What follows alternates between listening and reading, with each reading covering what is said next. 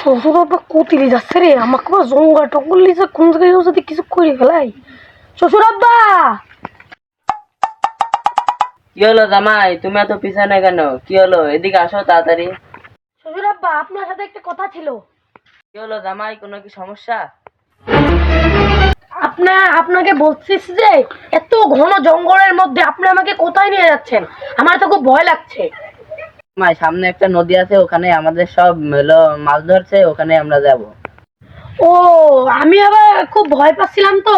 তা চলেন দেখি কেমন মাছ ধরছে আর কি।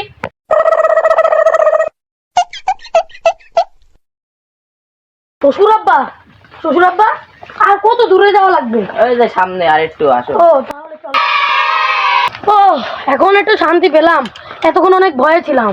আর ভয়ের কোনো কিছু নাই, এই যে সামনে আসো। ও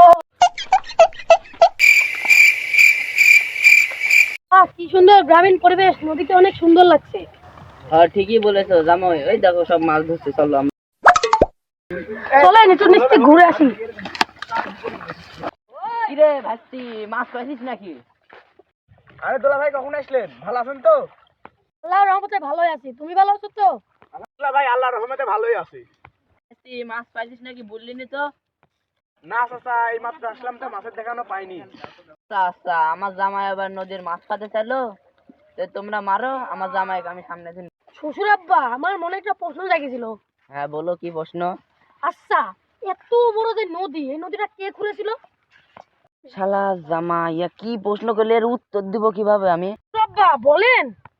কে বলি, বাদের কাছে পানি এসে ভরে গেল, তারপর তারপর তারপর তারপর তোর বাপ আবার বেশি জ্ঞানী মানুষ ছিল তো, তোর বাপ আবার মনে করছিল যে কুদাল দিয়ে হলো কোপ মারলে পানিটা চলে যাবে আর পানি কম হয়ে যাবে।